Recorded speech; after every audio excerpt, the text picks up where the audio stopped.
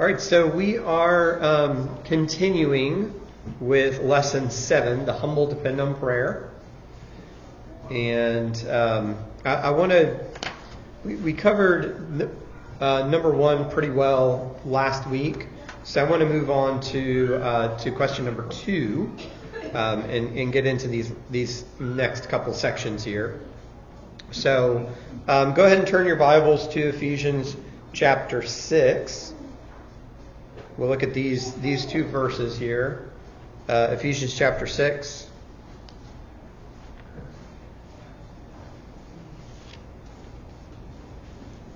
So if somebody wants to read Ephesians 6 verse 18 for us, please.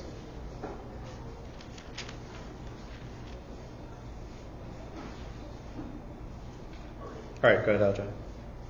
Praying at all times in the Spirit with all prayer and supplication. To that end, keep alert with all perseverance, making supplication for all the saints.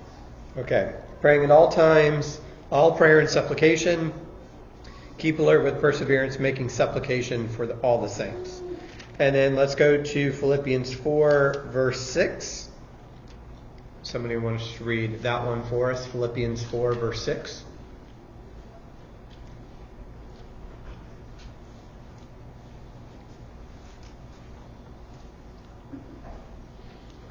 All right.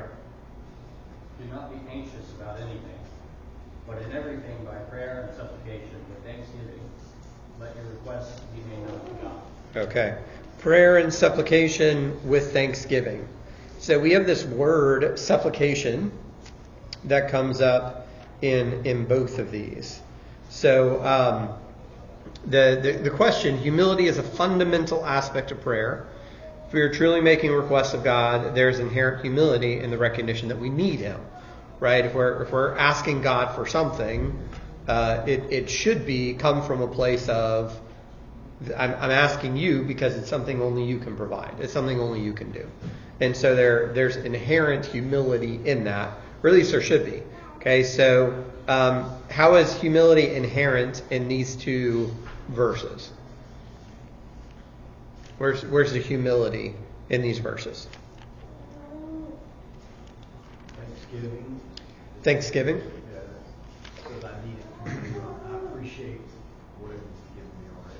Yeah, absolutely. There's definitely thanksgiving in Philippians 4, verse 6. Right? What else do you see? Yeah, John. Petition? Yeah. A petition. There's a word in here that comes up in both of these verses. Supplication. Okay. What is supplication? What's that mean? Replacement.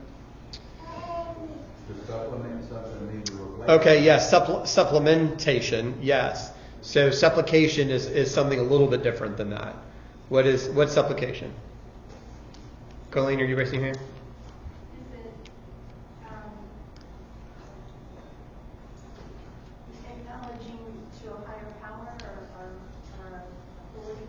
Yeah, it's kind of got the idea of begging, right? This isn't a biblical picture, but it's the one that sticks in my head. In The Simpsons, when Homer lost his job at the plant, he was coming back to try and get his job, and he was in the lobby, and there were two doors that you could enter. There was a door for applicants, and there's a door for supplicants. And the door for supplicants you had to crawl through. That was the difference. That sticks in my head, right? Because it's that idea that you're on your hands and knees, right? It's the idea that you're reaching up to a higher power in humility. So the idea of supplication just carries with it this idea of humility. I have no power to do this, right? I'm begging for this because I need it and I can't do it on my own. Rebecca. That's what I was going to say. It's acknowledging that there's something that we cannot provide ourselves. Yeah. Right. Difficult for every person. Yeah. So what are we asking for like this? So I go back to Ephesians 6:18, right? When should we use prayer and supplication? Yeah, at all times. right? So this is a reflection that should be kind of with us all the time, right? Even in Philippians 4 verse 6, do not be anxious about anything, but in what? Everything. Prayer and supplication. So it's not just sometimes I'm going to have supplication in my prayer. It's the fact that every time I'm approaching God in prayer, supplication's a part of that. LJ? Yeah, I don't think you can separate this from what he says in Ephesians 6 about standing, being able to stand. Yeah. It's tied in with, take up the whole armor, but then he ends it with praying at all times. Right. You can't say, well, I did these other parts, but I'm not going to do this prayer and supplication part, and I'm still going to be able to stand. Yeah. Well, no, that's not the pattern that God has laid out. If you want to do it, you take up the whole armor, but then you devote yourself at the same time to prayer and supplication. Yeah, because the armor is what? Character traits. Character traits? Yeah. What else is it? Protect. What'd you say? Protect. Protection, for sure. Protection from where? Against Satan, from God. It's provided by God, right? So you can't take the supplication out of it because it's not your armor, right? It's not something you have on your own. It's what God has provided to allow you to stand, right? The helmet of salvation, the belt of truth, like all of these things, breastplate of righteousness, those are all things God has given. So supplication is necessarily a part of that, to say, I'm not walking out in my strength, I'm walking out in God's strength. And if I survive this encounter with Satan, it was never my doing, right? It's because God equipped me for that. LJ? No, you pretty much said it. Everything about the armor is all about you relying on God. Yeah. Supplication would just be an outpouring from that. Yeah. And so I don't separate what God has provided from the prayers that I need to offer to thank God for it and to ask God for safety, for protection, right? To incorporate all of those things together. Okay. So again, I think that's a big deal here, right? This supplication is always a part of prayer. It's always a recognition that we are the one in need and we are unable to do for ourselves. That in humility, we need to seek God. And obviously not to rely on ourselves. One other thing, yeah, go ahead. I was going to say, you can ask for things in different ways. You don't always have to beg. Oh, for sure. Yeah. But I think the challenge is for us to always beg and always see ourselves as beggars.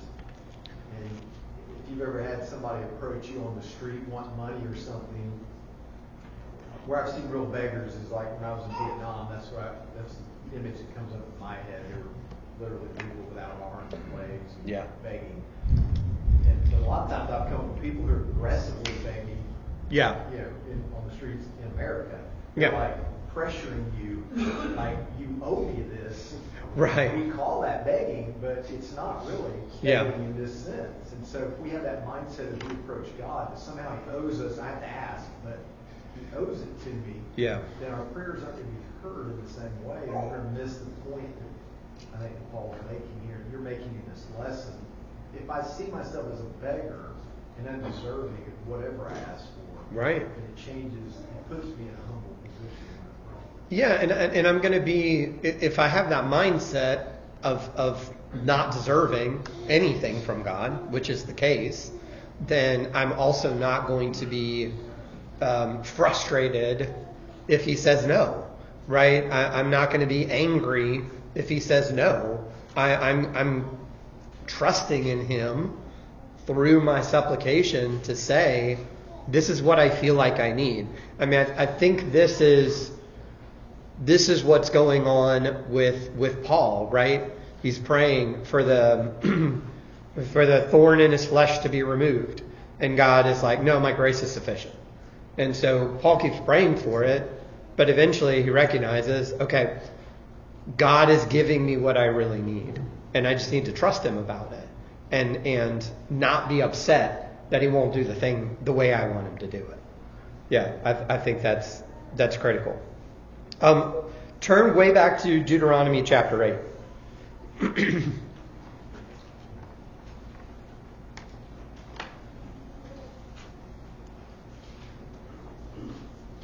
All right, Deuteronomy chapter 8.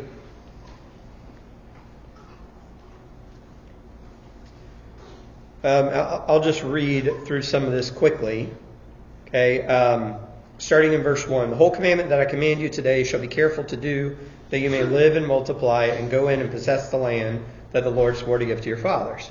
And you shall remember the whole way that the Lord your God hath led you these 40 years in the wilderness, that he might humble you, testing you to know what is in your heart, whether you would keep his commandments or not.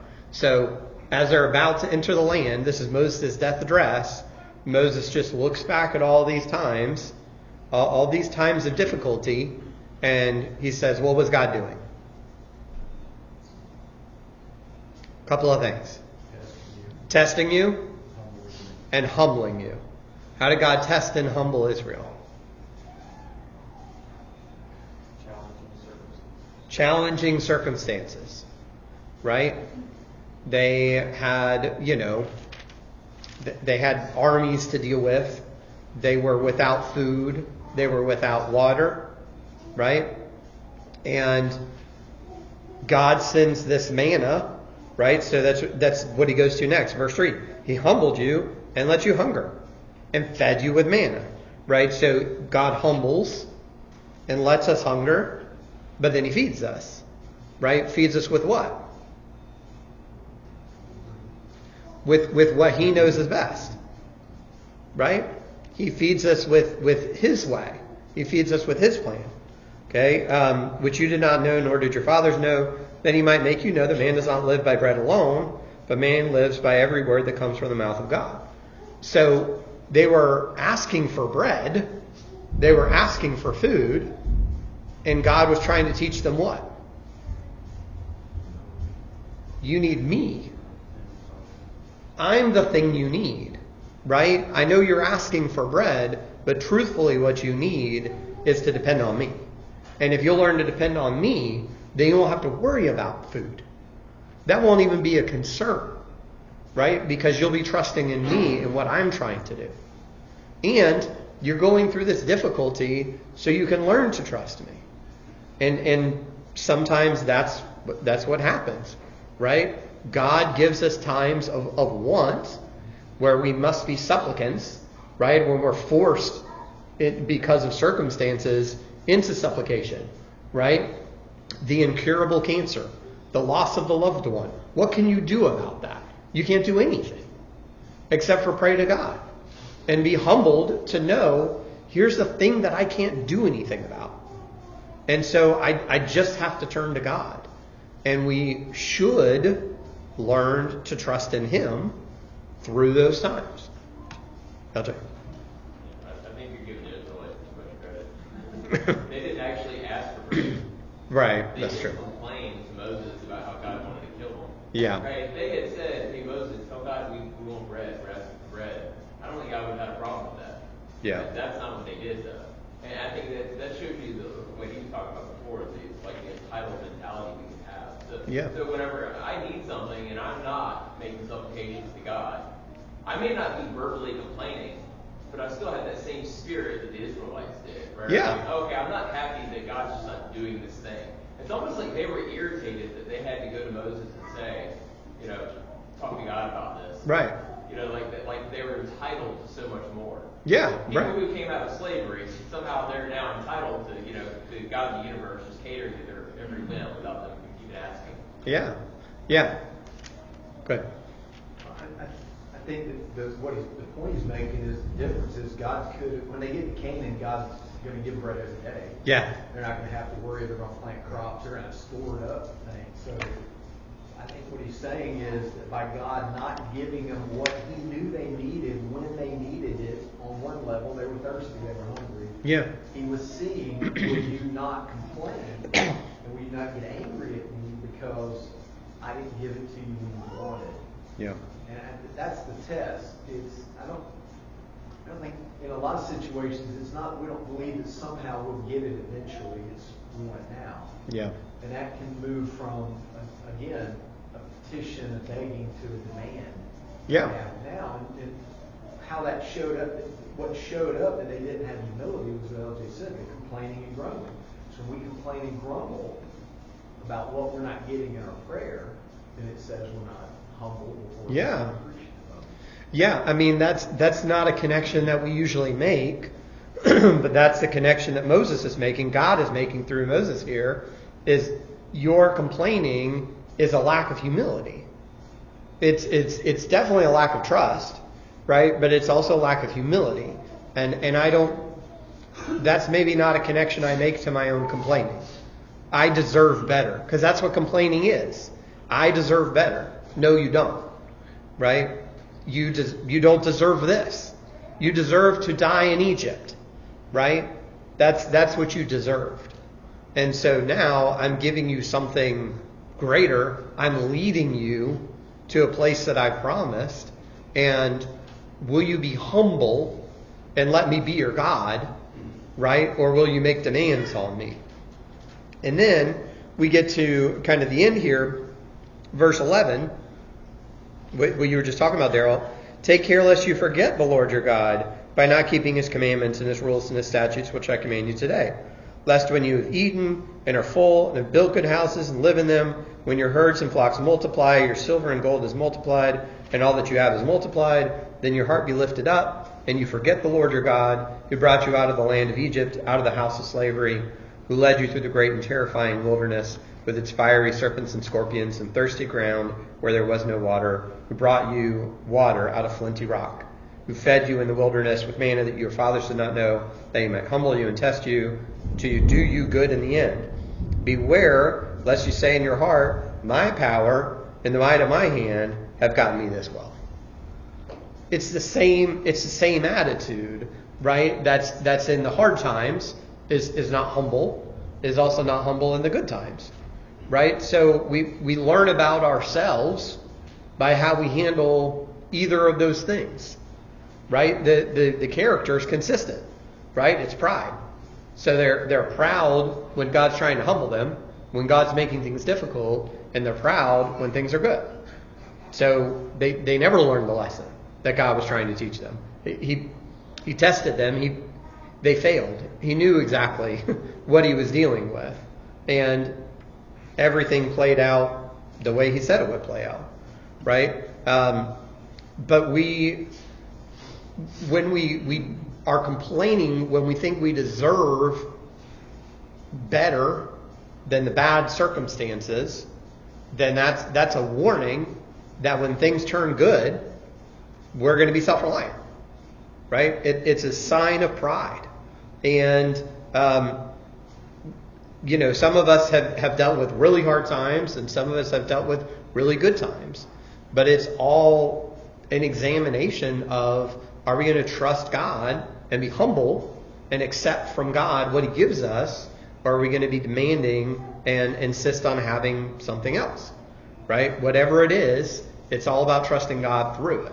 So really the circumstances don't matter, right? It's about, will I just trust him and be humble, or do I think I deserve better, and when I get better, do I credit that to myself? Well, this is what I deserve, right? I'm finally getting what I deserve, instead of just recognizing that everything good is from God. So that supplication idea, again, should just be with everything. We're always beggars. I think that's a good picture, right? We're just always beggars with God. And so if we can hold on to that, then we'll be able to hold on to that humility that we need to trust him to do what he needs us to do. All right, so let's go into number 3. All right, so we're going to look at some examples here, what God accomplished as a result of humble requests. So let's look first at 2 Chronicles 33.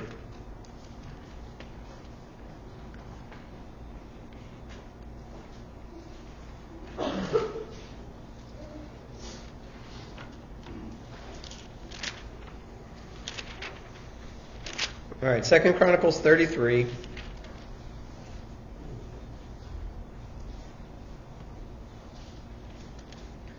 Okay, we're skipping over the beginning, but just to catch us up. King Hezekiah, good king, bad king? Hezekiah? Hezekiah, good, great. A great king. Really amazing restoration under King Hezekiah. Okay? His son Manasseh takes over. Manasseh, good king, bad king? Bad.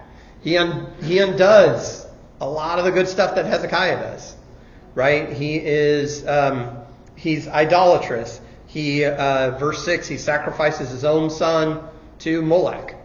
Right? He puts idols into the temple, which some of the people aren't willing to do. Some of the other bad kings are like, well, we'll serve idols, but we're not going to mess with the temple. And Manasseh's like, I don't care. We're going to do this. Right? So he's a terrible king. It says in verse 9, Manasseh led Judah and the inhabitants of Jerusalem astray to do more evil than the nations whom the Lord destroyed before the people of Israel. So they're behaving worse than the Canaanites that God wanted destroyed because they were his enemies. Okay. Verse 10, the Lord spoke to Manasseh, to his people. They paid no attention. Therefore the Lord brought upon them the commanders of the army of the king of Assyria, captured Manasseh with hooks. Hooks and what? Hooks, and bound him with chains of bronze and brought him to Babylon. Where did the hooks go? In his body. They weren't like, it wasn't like a shepherd's crook where they're like, get on over here, Manasseh. They put hooks into his body to drag him away. It's a terrible way to be taken out of somewhere. I don't want it. Okay? So, hooks and chains brought him to Babylon. Okay? All right, somebody read verses 12 and 13 for us.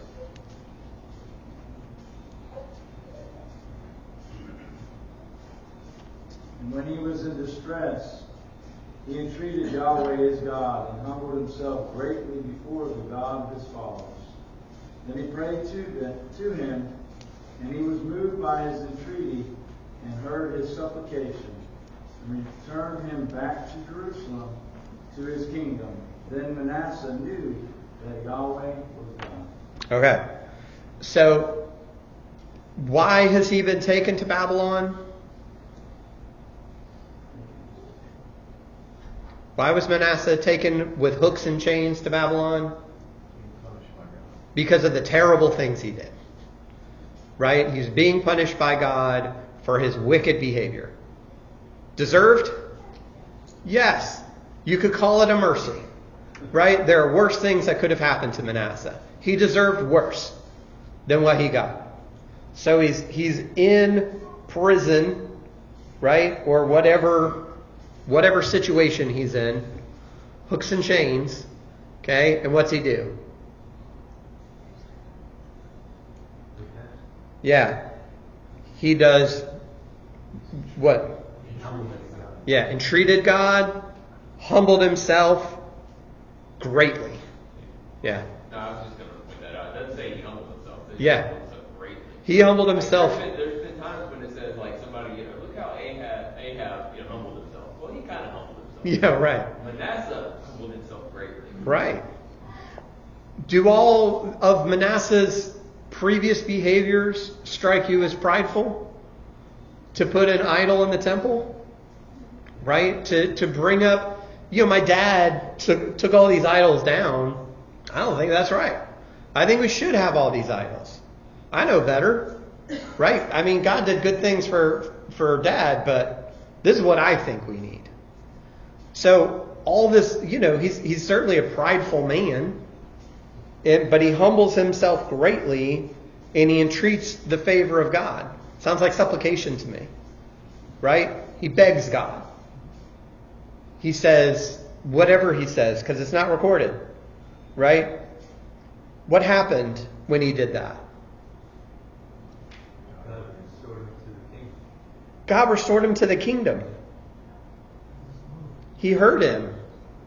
He brought him out of Babylon and he made him what? king again. Right? Because of his humility, his great humility, everything he's getting is what he deserves. Right? Manasseh deserves nothing better than what he's currently experiencing. And yet, because he humbles himself greatly, God brings him out of Babylon all the way back to Jerusalem and makes him king again. Not just that he gets to see Jerusalem again. Not just that he's released from the chains. Right? Because if he was released from the chains, wouldn't that be a mercy? Wouldn't that be more than he deserves? Yes. Being brought back to Jerusalem, getting to see Jerusalem again before he dies. Is that more than he deserves? Way more. God makes him king again. Right? Because of what? Because of humility. Right? That's what God reflects in this. There's nothing else in here that God is calling out to us. It's just humility.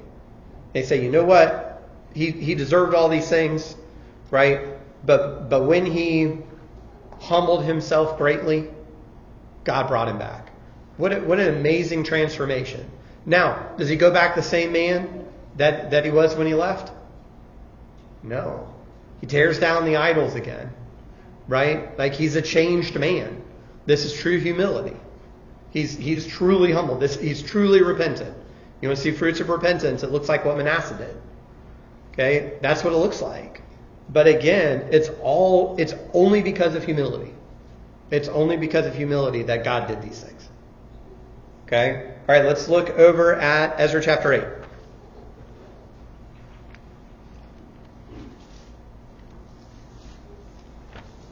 Ezra chapter 8.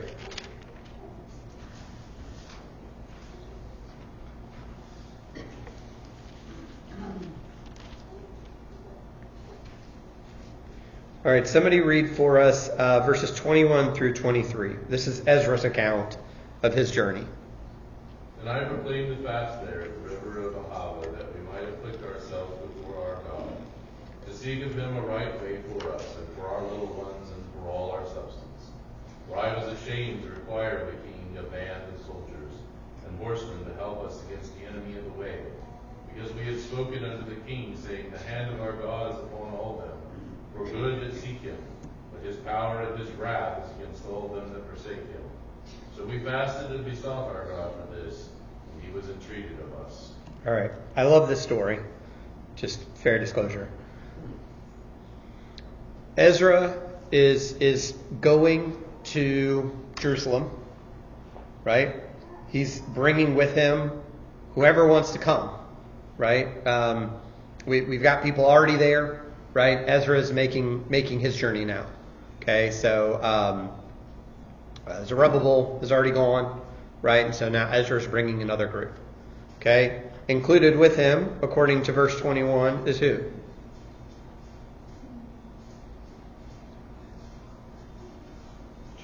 Children, right? We could assume from that wives and children, families. He's bringing families with him. Not bringing an army. He's bringing families. And he's bringing our goods, okay, which is all the possessions that all these people have, plus all of this wealth that the king has given him to bring. Okay, so he's got families and great possessions, okay, and they are asking for what? How do they approach God first? What was their purpose? Why were they stopping? To do what? To fast? That way they could do what? Humble themselves.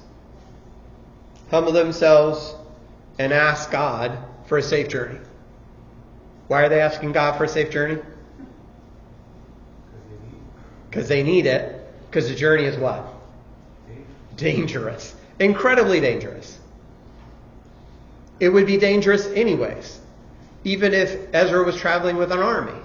But he's traveling with kids and families. And he's traveling with very desirable wealth. Right? So he's He's in a dangerous spot, right? And so regardless of who's in this group, this is a dangerous journey. Okay? But we get more, and this is what I love, right? Why don't they have protection?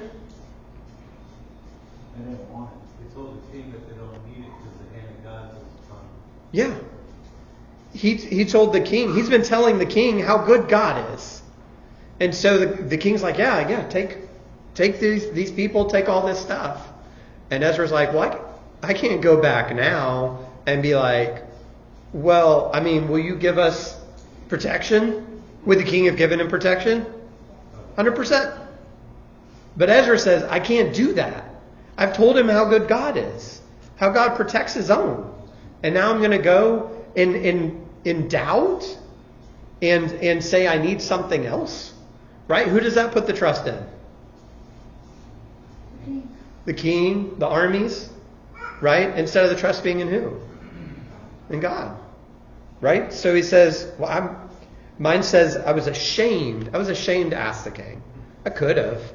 But I'd have been ashamed to go to the king after all the things I said about God and said, but God also needs a little help. Right? He also needs your army and your horsemen. Not that would have been a difficult ask, but that Ezra says, well, I can't do that.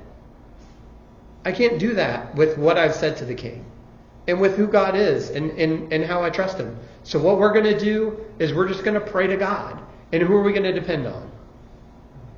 Only on God. They literally have we're only depending on God here. Right? We're not taking any other provisions. Now, he does some other things. He, scatters about the wealth a little bit and makes people responsible for things. Right? But the real thing is, he says, all of us, we're going to pray and we're going to beg God. We're just going to beg God to protect us. Because if God protects us, then what? Yeah, we're covered. If God's protecting us, then it doesn't matter who's with us and what we're doing. If we don't have God, then it doesn't matter who the armies are. We just need God. And so that's what they do. They humble themselves and say, we have zero self-reliance here. We have zero reliance in anyone but you, God. And so they fast and they pray and say, God, we're in your hands. We believe that this is what you want, and we're just going to trust you completely. And so that's what they do. They fast, they implore our God for this, and it says he listened to our entreaty. Right? Implore sounds like supplication. Right? Please, God, please do this. Yeah. Actually, look the word up. It actually carries the idea of begging. Yeah. Yeah. There you go. All right, so somebody read 31 and 32. Well, actually, just 31. Oh, yeah, 31 and 32, sorry.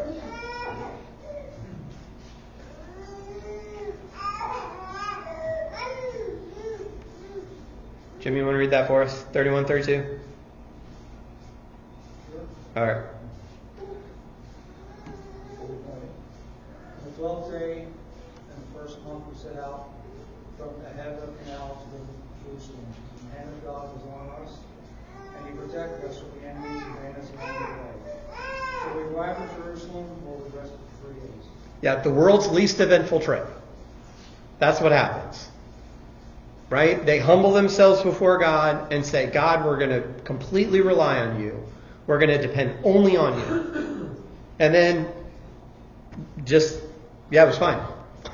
Everything was totally fine. There were no ambushes. There were no armies. Nobody stole anything. Nobody got hurt. Nobody got a rock in their shoe. Right? It was just fine. Because they trusted in God. And so God delivered them just safely to Jerusalem. And they're leaving the same place. They left from Ahava.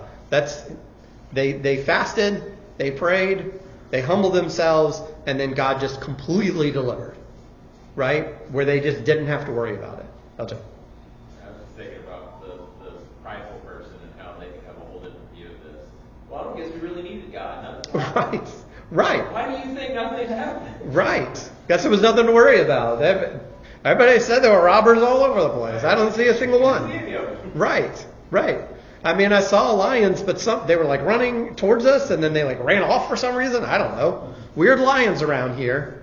Everything was just fine because God delivered. God protected. I guess I never realized, and I know a lot of parts of the Bible where the nation as a whole will fast and pray, and like just the power of unity behind that. Yeah. It's one thing for everyone to be praying, but for everyone to deny themselves and to be on this one trajectory of thought, mind, and faith together. I mean, that pleases God. Because, yeah. As John 17, when Jesus is praying for unity, it pleases Him. And for everyone to fast and pray together for a common good and goal, trusting in God and true faith, I mean, that's powerful. Yeah, absolutely. And just the humility here, right? To say, we're going to deny anything else, and we're just going to trust God. And the courage is the thing that blows me away here, right? The courage to just trust God like this. And to not try and back up, plan, right? And like, yes, we're definitely trusting in God, but we're also going to have this army, right? We recognize that God's the one delivering us, but it'd be silly for us not to have the army, right? And Ezra's just like, no, it's just God. We're only going to trust God here. That's the whole thing. And to your point, Robert, everybody's with them. Everybody buys into this. As they're leaving, I don't know who decided not to go, right? But all these people are like, yeah, that's what we're going to do. And they're in the midst of, they've been in captivity, right? We've been kind of teasing about this with Isaiah, right? They've been in captivity. Well, guess what happened after 70 years? God raises up Cyrus, and they get to go back. So they're in the midst of seeing God deliver 100% on His promises. So it would be easier in the midst of that to be like, yeah, we're just going to trust God. He's doing what He says He's going to do. And we get to be a part of it. So I love that. That's one of my favorites. All right, Acts chapter 12.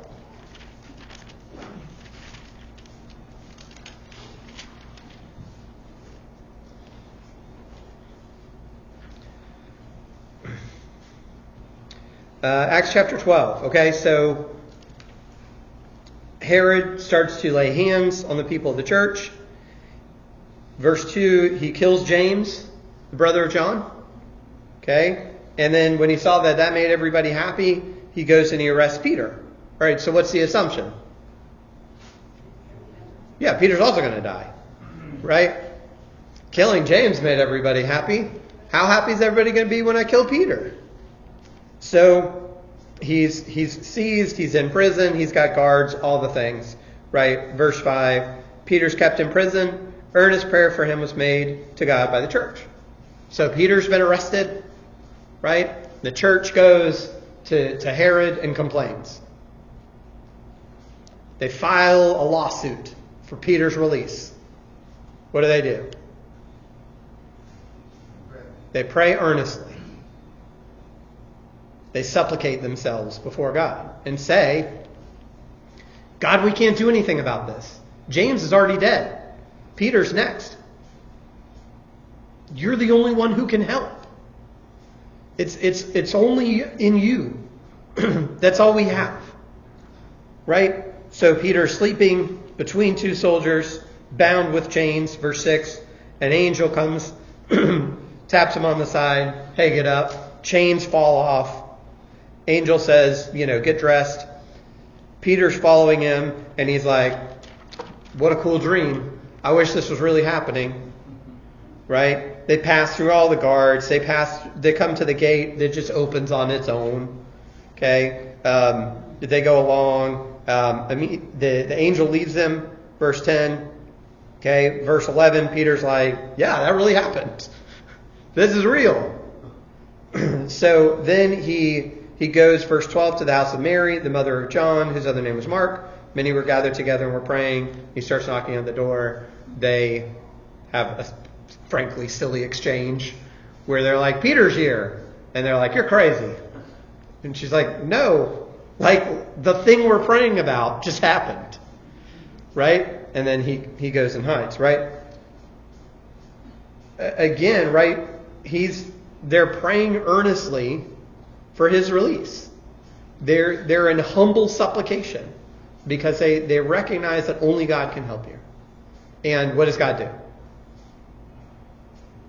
Everything they prayed for. They want Peter released or protected. I mean, who knows what exactly they were praying for? Please don't let Peter die. Maybe he'll just be in prison for forever. Right? Maybe he'll just have to suffer in prison for a while and Herod will die and somebody else will release them.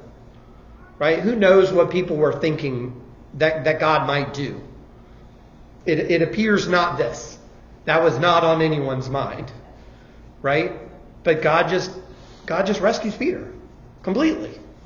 And with no trouble. Right? There was no difficulty for God to rescue Peter. Okay? Here's the thing. Okay, so Manasseh, Ezra, the church. Okay, this is what I wrote down. Literally, all they did was pray.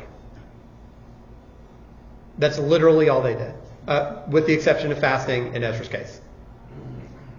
But all of these things happened because of humble prayer. Only humble prayer. There wasn't anything else that was going on. Manasseh just humbly sought God, prayed to God, repented, right? Ezra, they fasted, but so they could prepare themselves to pray humbly to God, right? The church just prays humbly to God. And God does all these things, right? You think about the power of prayer and the ability of God to do these things that we can't even imagine if we will just humbly pray to Him, if we will just humbly supplicate ourselves and beg Him, right? And recognize that He's the one that provides all things. It just blows me away. That's all that's happening here is just people praying. And God does all the stuff, right? Because that's who we need anyways. So I just think that's incredible for these three stories, right? Humbling themselves, right? Manasseh humbled by God, and then he humbles himself. So sometimes God humbles us and we don't humble ourselves. Manasseh's case, he humbled himself, and then he was transformed. He was made different because of humility, right? Ezra and all the people, all they needed was God's help. That's what they recognized, right? And he delivered them. Okay, so what if we had that approach? What if that was our mindset? All we need is God. That's all we need, right? We just need to humbly ask for this from God, and then get out of His way, right? What kinds of things might God do if we approach that way as individuals and as a church, as a nation, as whatever, right? If we're just humbly asking God and getting out of His way, right? God delivers more than the church expected, rescuing Peter from prison, right? They didn't even believe that He gave them what they'd asked for. But, sometimes that happens with us too. We're surprised. God does exactly what we ask for, and we're surprised sometimes, right? Humble supplication, right? That's what we're talking about. All right, thanks everybody.